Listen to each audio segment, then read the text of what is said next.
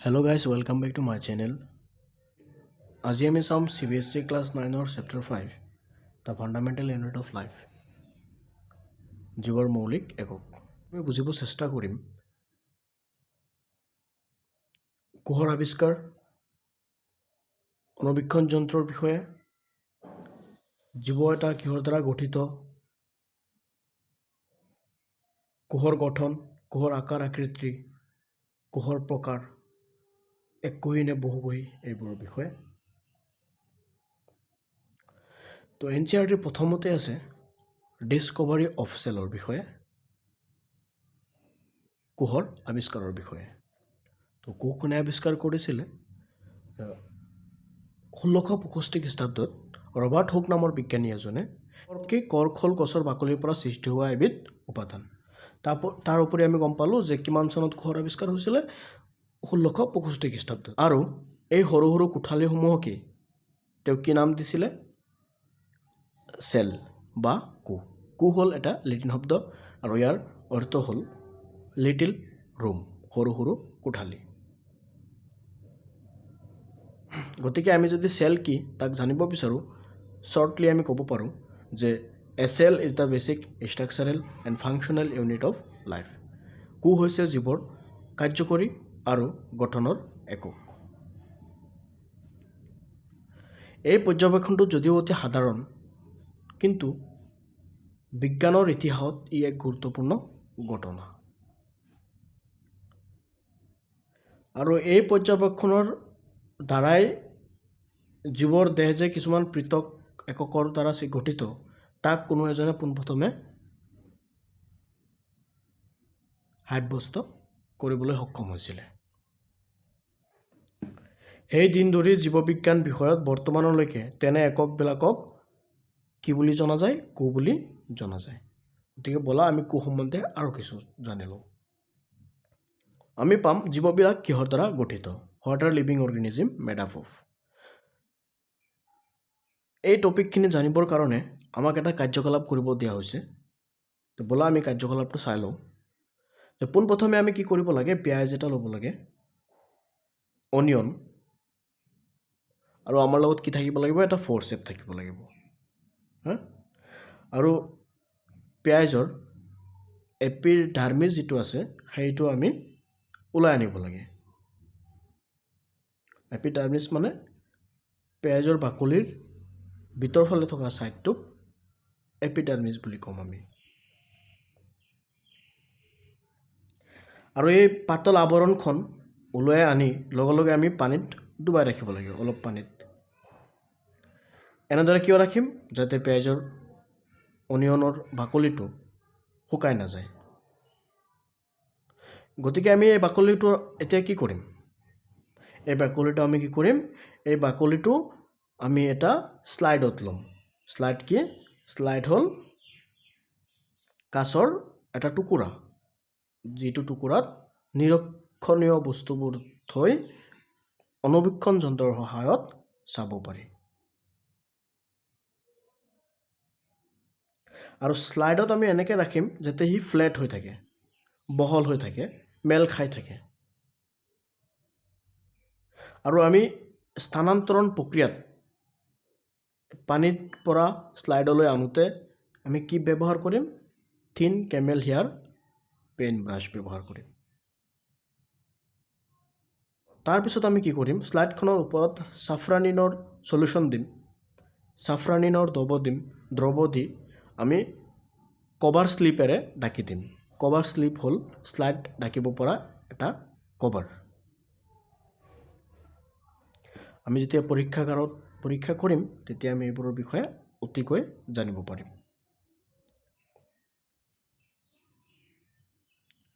তাৰপিছত আমি অণুবীক্ষণ যন্ত্ৰত থকা মেগনিফাইং লেন্সৰ সহায়ত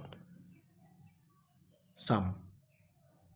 আৰু উচ্চ ক্ষমতা সম্পন্ন বিৱৰ্তক লেন্সৰ সহায়তো নিৰীক্ষণ কৰিম। নিম্ন ক্ষমতা সম্পন্ন মেগনিফাইং লেন্সৰ সহায়তো নিৰীক্ষণ কৰিম। আমি বাৰে বাৰে পাই আহি আছোঁ অণুবীক্ষণ যন্ত্ৰৰ বিষয়ে। মাইক্ৰস্কোপ। মাইক্ৰস্কোপনো কি? তো চোৱা যে মাইক্ৰস্কোপ হ'ল জীৱবিজ্ঞান অধ্যয়নৰ ক্ষেত্ৰত অতি গুৰুত্বপূৰ্ণ যন্ত্ৰ। অণুবীক্ষণ যন্ত্ৰৰ আৱিষ্কাৰ হোৱাৰ পিছতহে জীৱদেহ সৃষ্টি হোৱা কোষবোৰৰ বিষয়ে জানিব পৰা গৈছিলে। অণুবীক্ষণ যন্ত্ৰসমূহত ব্যৱহাৰ কৰা পোহৰ উৎসৰ ওপৰত ভিত্তি কৰি ইয়াক আমি তিনিটা ভাগত ভাগ কৰিব পাৰি: আলোক অণুবীক্ষণ যন্ত্ৰ, ৰঞ্জন ৰশ্মি অণুবীক্ষণ যন্ত্ৰ আৰু ইলেক্ট্ৰন অণুবীক্ষণ যন্ত্ৰ। এয়া এটা কম্পাউণ্ড মাইক্ৰস্কোপৰ ছবি আৰু যিখন আমাৰ NCERTৰ কিতাপত দিয়া আছে। অণুবীক্ষণ যন্ত্ৰ এটাত কি থাকে? আইপিচ থাকিব, তাৰ বডি থাকে, আৰু আমি তাক যাতে উঠা নমা কৰিব পাৰি আইপিচক, এডজাষ্টমেণ্ট থাকে।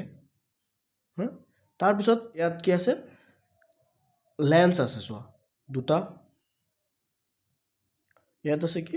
লেন্স। এইটো এটা লেন্স, এইটো এটা লেন্স, যাক আমি মেগনিফাইং লেন্স বুলি কওঁ।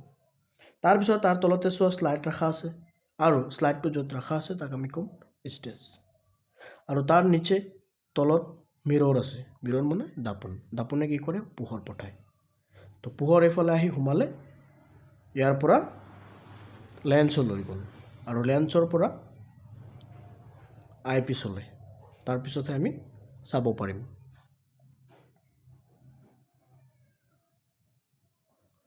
তো অণুবীক্ষণ যন্ত্ৰৰ তলত যেতিয়া আমি চাম অনিয়নৰ সেই টুকুৰাটো শ্লাইডত দি,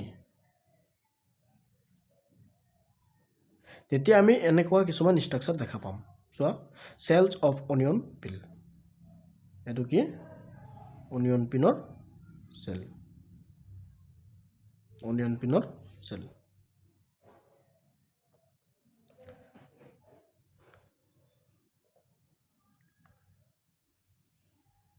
নেক্সট টপিক হিচাপে আমি পাম যে এইবোৰ কিহৰ গঠন। আমি যে পালোঁ সৰু সৰু কিছুমান টুকুৰা, এইবোৰ গঠন কিহৰ? গঠনৰ ফালৰ পৰা এইবিলাক দেখিবলৈ কি আছিলে? এইটোৰ লগত সিটো একেই। এয়া চোৱা, এইটোৰ লগত সিটো একেই হয় না? তাৰপিছত চোৱা যে এইবিলাক একেলগ হৈ ডাঙৰ আকাৰৰ অনিয়নৰ কন্দ্ৰ বা পিঁয়াজৰ কন্দ্ৰ গঠন কৰে। অণুবীক্ষণ যন্ত্ৰত আকৃতিৰ ফালৰ পৰা বেলেগ বেলেগ পিঁয়াজ কন্দ্ৰৰ সৰু সৰু গঠনবিলাক দেখাত একেই। পিঁয়াজ আকাৰ ডাঙৰ হওক বা সৰুৱে হওক, ইহঁতৰ পাতল আৱৰণখনৰ কোষবিলাক দেখিবলৈ একেই।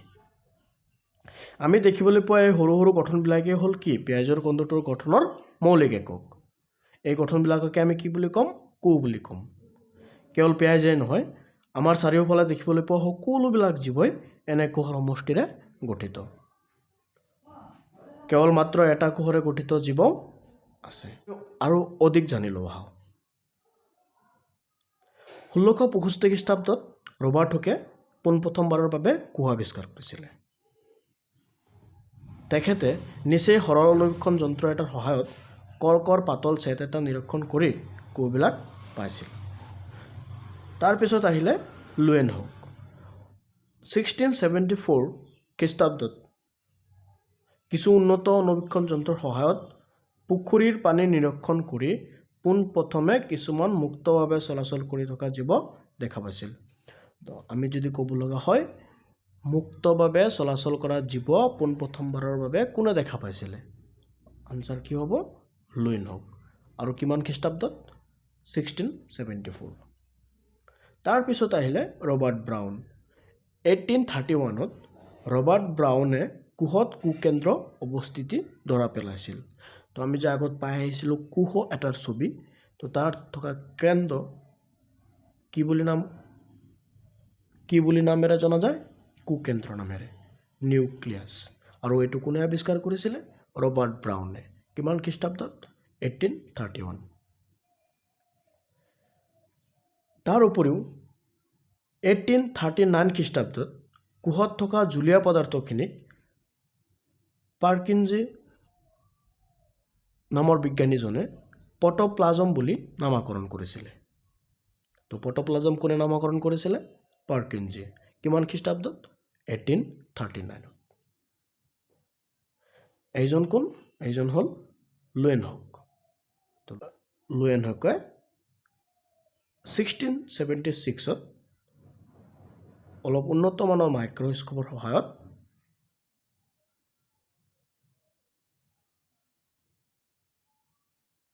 পুখুৰীৰ পানীত প্ৰথম জীৱৰ অস্তিত্ব পাইছিলে।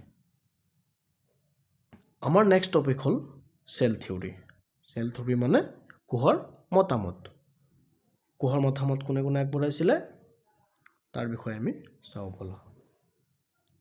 চেল থিয়ৰী 1838 খ্ৰীষ্টাব্দত 1838 খ্ৰীষ্টাব্দত চিলড্ৰেন আৰু ছোৱানে নামৰ দুজন বিজ্ঞানীয়ে কোহৰ মতামত আগবঢ়াইছিলে। তেওঁলোকৰ মতামত আছিল এনেধৰণৰ: সকলোবিলাক উদ্ভিদ আৰু প্ৰাণীয়ে কোহৰে গঠিত আৰু কোষ হ'ল জীৱৰ মৌলিক একক। তাৰ পিছত 1855 খ্ৰীষ্টাব্দত 1855 বাৰ্টছ নামৰ এজন বিজ্ঞানীয়ে সিহঁতৰ মতামতৰ লগত অলপ সংযোজন ঘটাই তেওঁ এনেকৈ কৈছিল যে কোষ সদায় পূৰ্বৱৰ্তী কোষৰ পৰাই সৃষ্টি হয়। ইয়াৰ অৰ্থ আমি কি বুজি পালোঁ যে আমি এতিয়া যিটো অৱস্থাত আছোঁ, আমাৰ যি কোষ যি অৱস্থাত আছে, সেই কোষ কোনো এটা পূৰ্বৱৰ্তী কোষৰ পৰাহে আহিছে।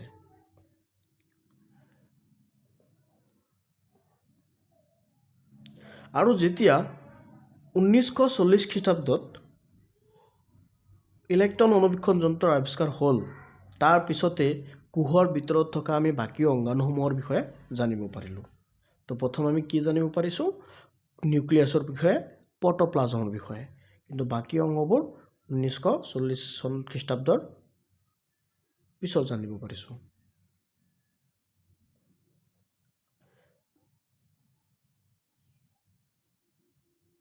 তো ইয়াত দুটা কোষ আছে, এটা হ'ল এনিমেল চেল, এটা হ'ল প্লান্ট চেল। এটা প্ৰাণী কোষ, এটা কি কোষ? উদ্ভিদ কোষ। আৰু ইয়াৰ ভিতৰত থকাবোৰক কি বুলি কয়? কোঅংগাণু। কোঅংগাণু। আৰু সেই মাজত থকাটো কি? নিউক্লিয়াছ। আৰু কোষতে থাকে এইটো কি? প্ৰ'ট'প্লাজম। প্ৰ'ট'প্লাজম কোনে আৱিষ্কাৰ কৰিছিলে? পৰকিনছে। তো প্ৰ'ট'প্লাজম কেনেকা? এইটো এটা কোষ, এই খালী অংশটো কি? প্ৰ'ট'প্লাজম।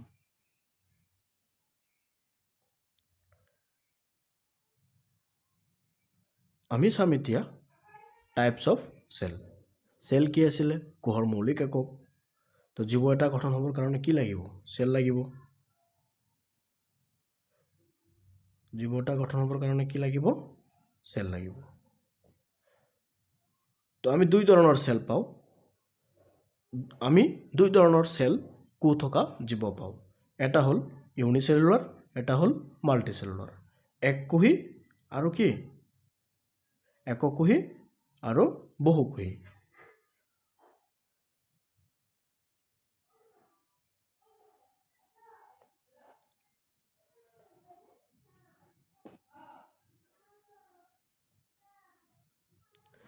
গতিকে যেতিয়া অনুবীক্ষণ যন্ত্ৰ আৱিষ্কাৰ হ'ল,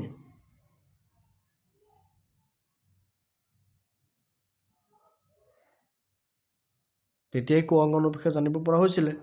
আৰু এইটোও জানিব পৰা গ'ল যে কেৱল মাত্ৰ এটা কোষৰে গঠিত কিছুমান জীৱ আছে, যেনে ক্লেমাইডোমোনাছ, এমিবা, ক্লেমাইডোমোনাছ, পেৰামেচিয়াম, বেক্টেৰিয়া আদি। এইসমূহ কি?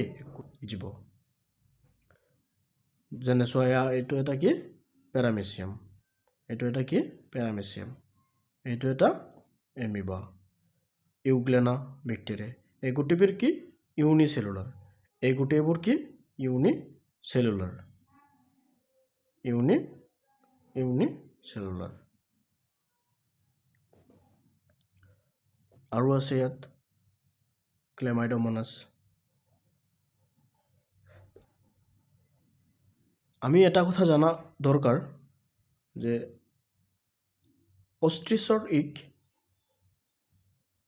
অষ্ট্ৰিচৰ কণী হ'ল আটাইতকৈ ডাঙৰ ইউনিচেলুলাৰ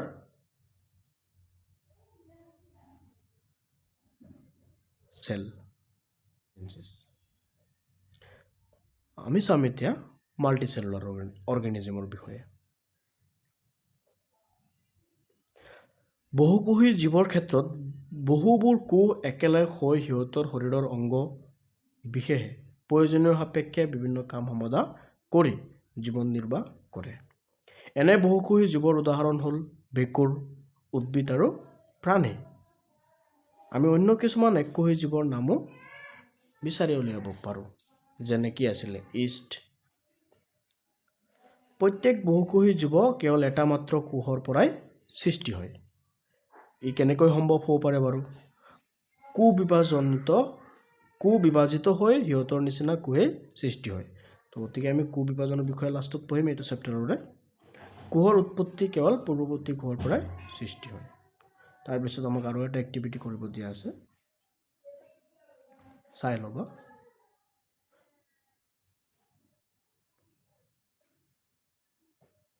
কিছুমান জীৱৰ দেহ বিভিন্ন কোষৰ দ্বাৰা গঠিত, মানে সেইবোৰ কি বুলি ক'ম আমি? বহুকোষী জীৱ। আৰু সেই কোষসমূহ কেনেধৰণৰ থাকে চোৱা, যে আমাৰ শৰীৰতে কোষসমূহৰ প্ৰকাৰ কেনেধৰণৰ? Nerve cell, blood cell, fat cell, sperm, bone cell, muscle cell, ovum, এই গোটেইকেইটা ক'ত আছে? প্ৰাণীৰ শৰীৰত আছে।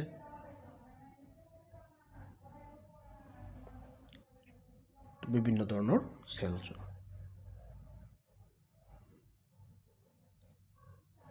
কোষৰ আকাৰ আৰু আকৃতি সিহঁতে সমাধা কৰা নিৰ্দিষ্ট কামৰ লগত সম্বন্ধ আছে।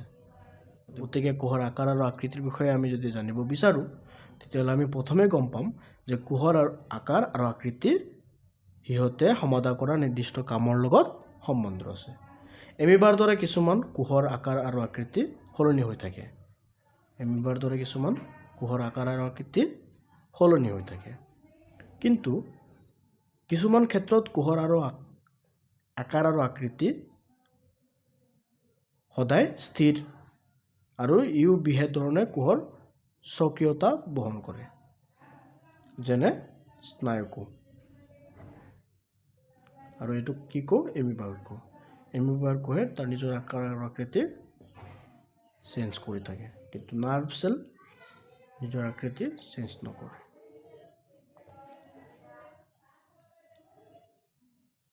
আমি পাম ডিভিজন অফ লেবাৰ। প্ৰত্যেকটো জীৱিত কোষে কিছুমান মৌলিক কাৰ্য সমাধা কৰাৰ সামৰ্থ্য আছে, আৰু এয়া হ'ল সকলো জীৱৰে বৈশিষ্ট্য। জীৱিত কোষবিলাকে কেনেকৈ এই মৌলিক কাৰ্যবিলাক সমাধা কৰে বাৰু? আমি জানো যে মানুহকে ধৰি বিভিন্ন বহুকোষী জীৱৰ দেহত শ্ৰমৰ বিভাজন হয়। ইয়াৰ অৰ্থ এয়ে যে মানুহৰ শৰীৰৰ বিভিন্ন অংগই বিভিন্ন কাম সমাধা কৰে। মানুহৰ শৰীৰত থকা হৃদপিণ্ড কি কাম কৰে? তেজৰ পৰিবহণত সহায় কৰে। পাকস্থলী কি কাম কৰে? খাদ্য পাচনত সহায় কৰে। এনেধৰণে বিভিন্ন অংগই বিভিন্ন কাম কৰে। ঠিক একেদৰেই একোটা কোষৰ ভিতৰতো শ্ৰমৰ বিভাজন হয়।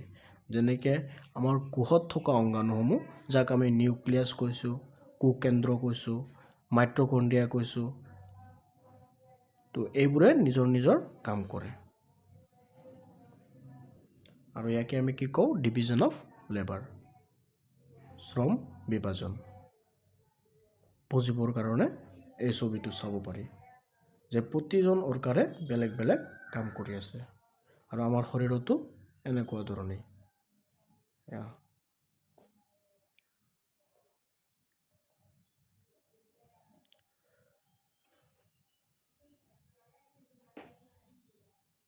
তো আমাৰ এটা কোষতে বিভিন্ন ধৰণৰ অংগাণু থাকে, আৰু এইবোৰকে আমি কি কওঁ?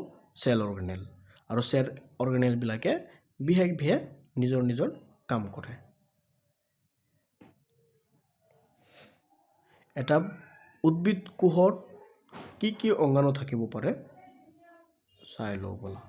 Nucleus, endoplasmic reticulum, chloroplast, lysosome, mitochondria, ribosome, Golgi complex, vacuole, cytoplasm,